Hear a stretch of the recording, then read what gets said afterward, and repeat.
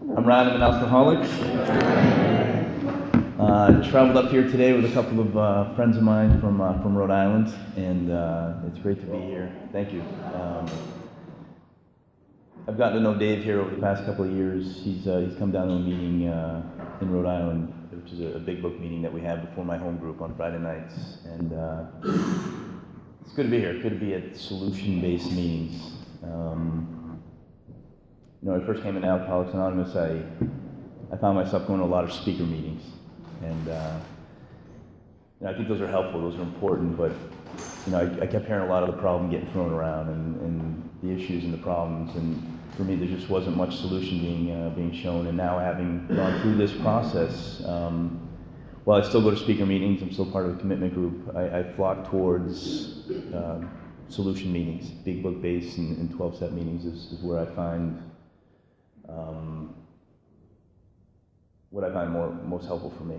And so it's good to be here. And it was actually funny, we went to a meeting probably about a year ago. I think it was a similar format to this, and I'm sitting in the meeting and I'm like, it was the exact same thing. You had to have done a fifth step to speak, and the format was exactly the same. And we have two of those meetings in Rhode Island. And of course, being from Rhode Island, I assumed we started that meeting, and it was our format that you kind of made its way up this way. Only to find out whether it started here or not, it was brought to Rhode Island from people that were part of this Worcester area. And so I want to thank you guys all for that, because we don't have a lot of that. I see it starting to come back a little bit, but there's not a lot of that down there, so thank you for that. Just qualify a little bit, my story today is a lot different than it was on June 18th, 2011, when I first walked in here. And the story I share today, my first sponsor told me, the only thing you can share up there is your experience. I can't tell you what to do or how to do it. I can just tell you what I did and how I did it, and that's all I can share with you. And my story is different than it was last year. It was different than it was the year before and the year before, because I continue to grow through this process spiritually. And when I first walked in here in June of 2011, I was a completely broken man, and I didn't even know it. I was just a mess. Emotionally, I was that guy that cried when I shouldn't cry and laughed when I shouldn't laugh. Physically, I was just a complete mess. And I became a guy that just did all these things that I was never going to do.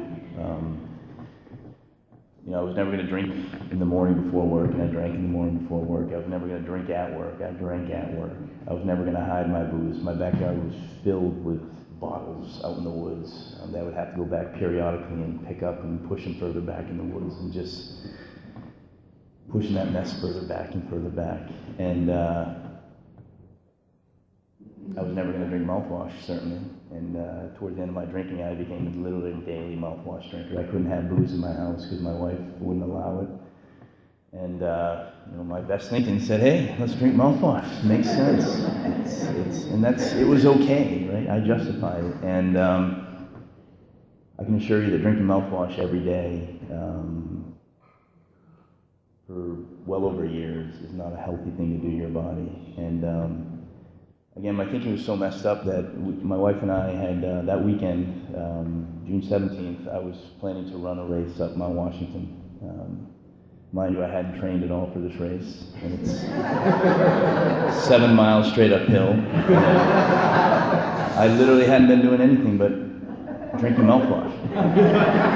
So those aren't things I would recommend doing. And I had that race, and it became a bigger thing than it was. But it became sort of that straw that broke the camel's back for me, because I had the race, I had stresses at work, I had stresses at home. I had a 2-year-old boy, or a son that was almost 2 years old at the time, and everything was kind of slowly cracking, and I wasn't noticing that I was falling apart slowly. And we went to Storyland the day before the race, and I had my last drink that morning before we went to Storyland, big swig of mouthwash, and we drove up to Storyland, and I started going through some pretty hard withdrawals, and I needed booze. And in case you didn't realize it, they don't serve booze at Storyland. It's not a big thing there, and I was dying, and I needed something, and I had some Ativans, and I was taking those, and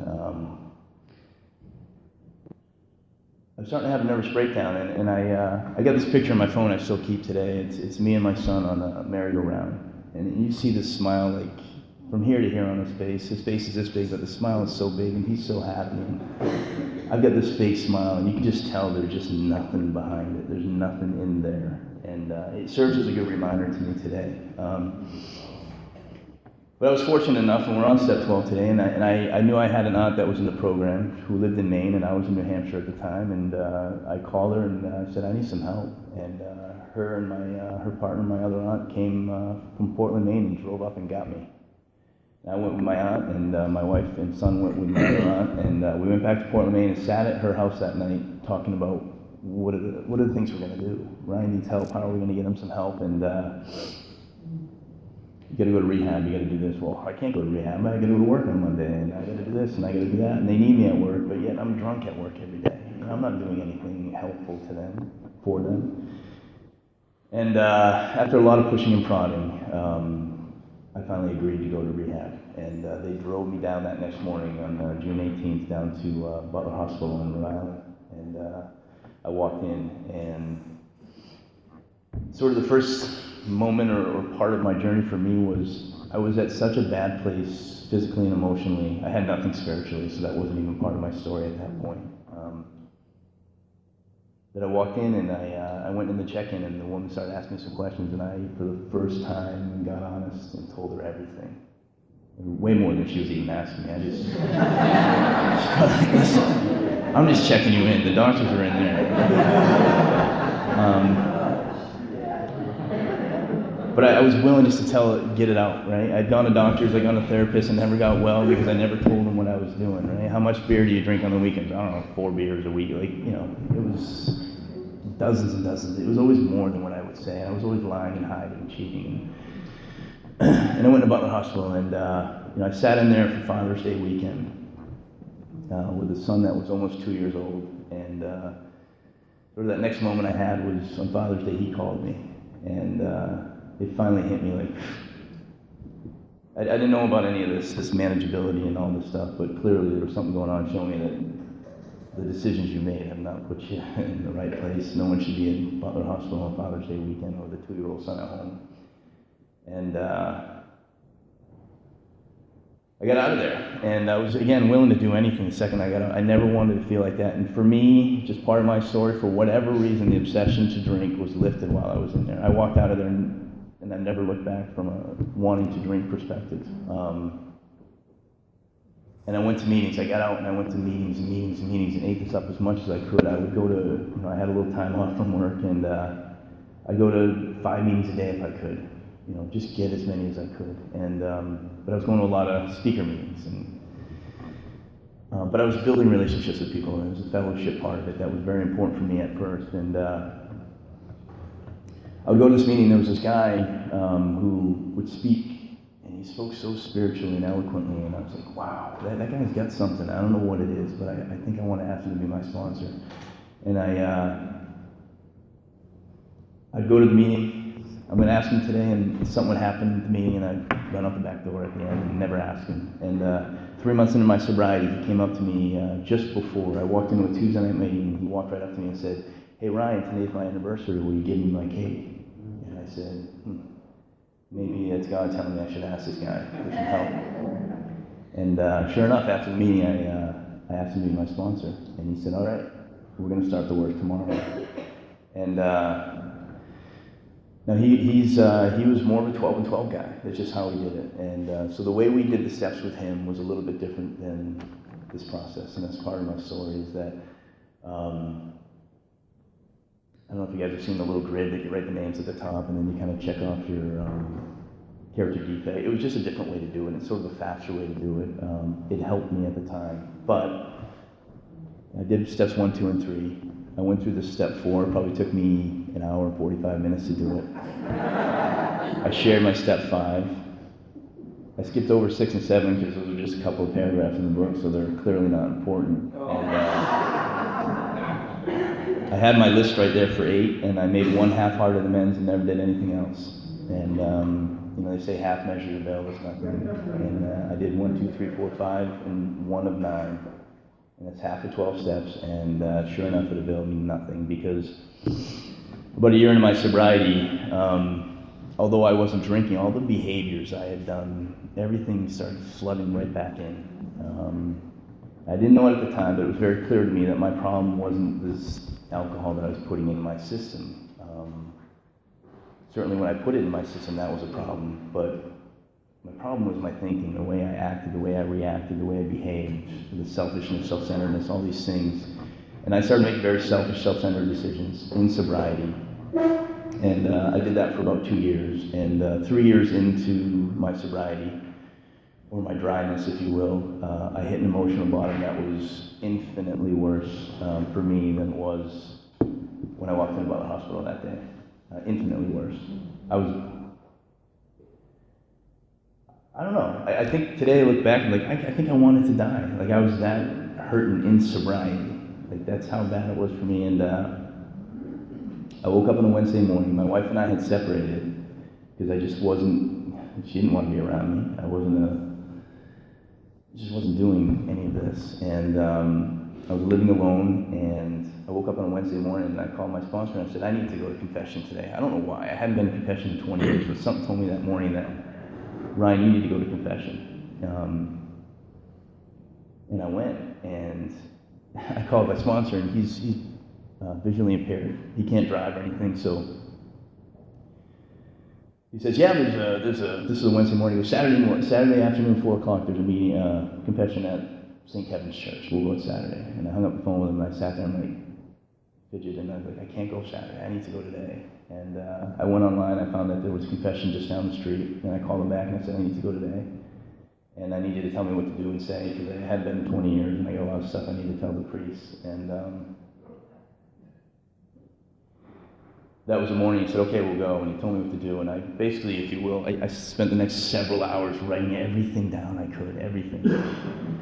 And I went in there, and we went, and my sponsor is a very spiritual man. He goes to Mass every day. He's God-centered. And it's funny because he knows the priest, and he walks in, and he's literally in there for 15 to 20 seconds, confessing whatever he's confessing. And then I always joke with him that I think I heard the priest making confession to him. Like he's that much of a spiritual guy. And then I went in, and I was in there for a long time. And I told him everything I could remember that I wrote down. And at the end, he's like, wow, you got a lot going on. And he said, you didn't make me do any penance or anything, nothing. He just said, God's glad to have you back. And it kind of hit me. I was like, whoa. And I walked out of there, and it was like, I don't say that in lieu of doing, obviously, a 4th and 5th step, but it was just what I needed at that time to get some of that stuff out and start a connection with God. And it was also the catalyst I needed to start doing some of this work. I was finally at that point where I knew I had to. I'd been procrastinating my writing for a year.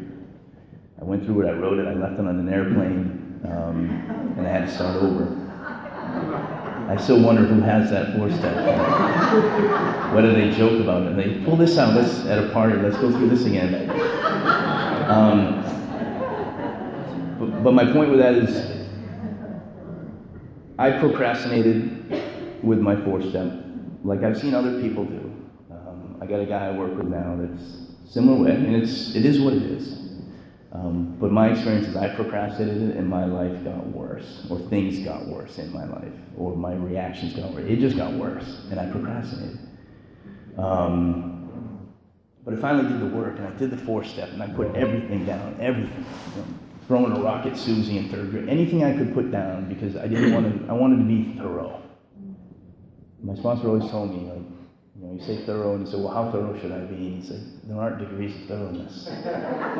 You're either thorough or you're not. And I put it all down, and I did my 5th step with my sponsor, and I told him everything. Literally, the things that I was never going to tell. Sometimes you hear it here. The things I was never going to tell anybody. Those things. And I told him, and it was okay. Some of those things he had done, and it was like all this crap I held inside because I was fearful of what someone might think of me or whatever. It's okay, and I got it off, and I gave it to somebody else. And I walked out of that fifth step that night, and I went home and I did the sort of hour meditation thing and just kind of process it all. And I didn't have this bright light shine down or anything, but I noticed I did feel lighter. I just felt lighter. Just lighter. That's how I describe it. And we went on to 6 and 7, and lo and behold, those are the two most important for me, right? It's great to clear all that stuff out, but if I'm not removing this stuff daily, that stuff's just going to build right back up. I have to ask God to remove them every single day. Some days I do, some days I ask Him every day, but sometimes I'm better at it than others. I made my 8-step list and went out and made all my amends. And I made some really, really difficult amends. I made them all. I tried to make one that wasn't accepted, and that's okay. There's still that part of me that wants to go out there and say, I want to do this, I want to do it, I want to make the amends. And then I look back and I say, it's selfishness right there. It's, I want. That person doesn't want to hear it from me, and I have to accept that. And certainly can, I'm human, I make mistakes, I still, things happen, but I can correct them immediately. I don't have to let them sit there and fester now. 11 for me is very important too, because right from the day I got in here, I prayed every day. I don't think I've missed a day of praying since I've been in here, but the meditation part was always that kind of part I never dealt with, I never did. And then, I got into meditation. It's great for me to tell God what I want, or tell God all these things, if you will, or speak to God, I should say. But I need to do a much better job of listening, and just to meditate and listen, and to be present with Him. It's amazing. And we'll get here with step 12 is having had a spiritual awakening as the result of these steps. For a long time, I read that as having had a spiritual awakening as a result of these steps. And it's not A, it's D. That's the purpose of this process, is to have a spiritual awakening, to build a relationship with God, which today for me is the most important thing in my life, is my relationship with God. The spiritual awakening for me, there's, on page 567, it talks about spiritual awakenings and how there's different versions of them. And, for me, it was always, you read about Bill sitting at the table with Ebby, and you can see this spiritual awakening happening to him right there while he's still drunk. And I sat there and I'm like, why isn't this happening to me? Where's this light? When's this going to happen? Mine is definitely a spiritual awakening that was more of the educational variety. Right? It took me some time. It was experiences. It was all the things I've done in my life. In retrospect, I know I've had a spiritual awakening. I'm sitting up here talking to you guys about God and being the most important thing in my life, and it's not how I walked in here. And it also talks about how other people see it before you do. And I hear that in retrospect now. I was like, yeah, man, it's to hear from other people, sort of that reassurance. But one of the most important things, the way I can reassure, is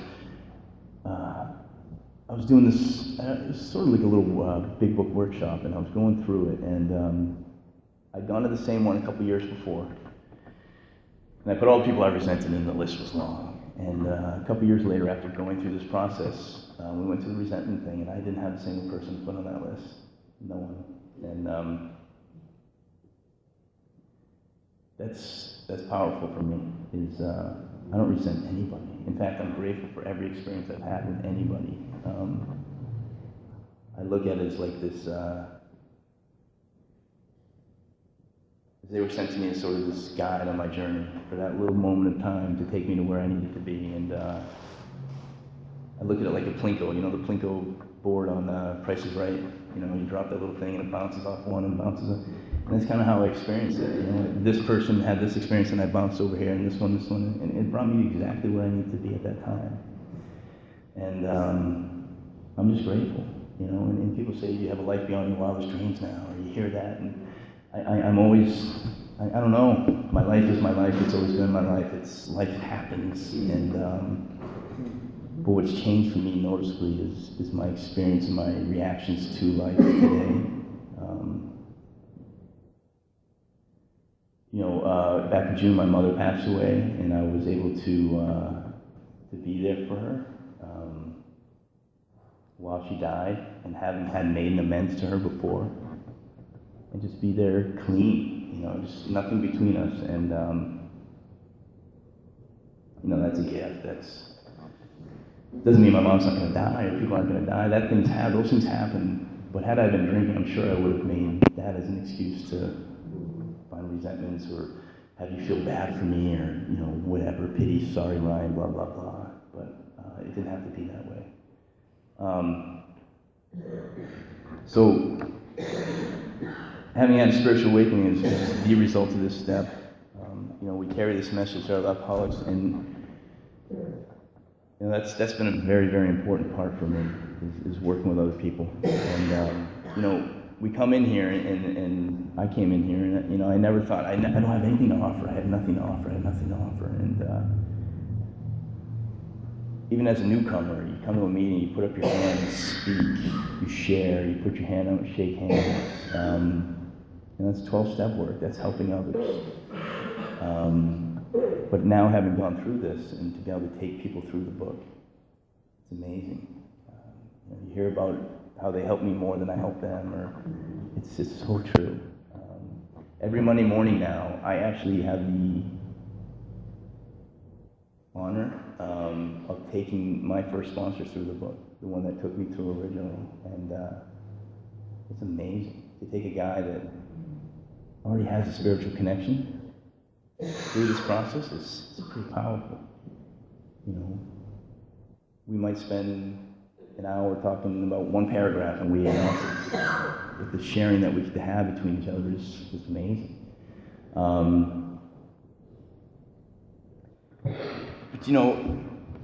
I think there's a whole lot more to this.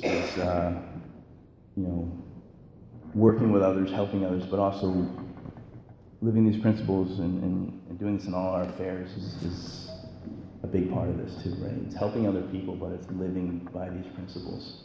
And for me, that's big, is that I've had plenty of times when I was here at AA and, hey, how you doing? And spreading the message, and then I go home and be miserable. Or, how am I behaving in all my affairs? My relationship with my wife, with my children, at work. Am I living these principles in everything I do?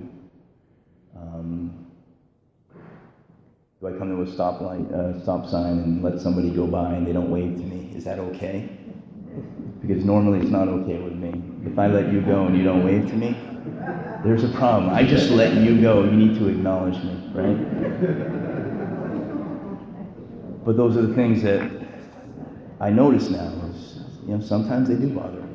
And I know today that if people are bothering me or things are bothering me, it's because something's missing here that I need to figure out. I'm either doing something I shouldn't be doing, or I'm not doing something I should be doing.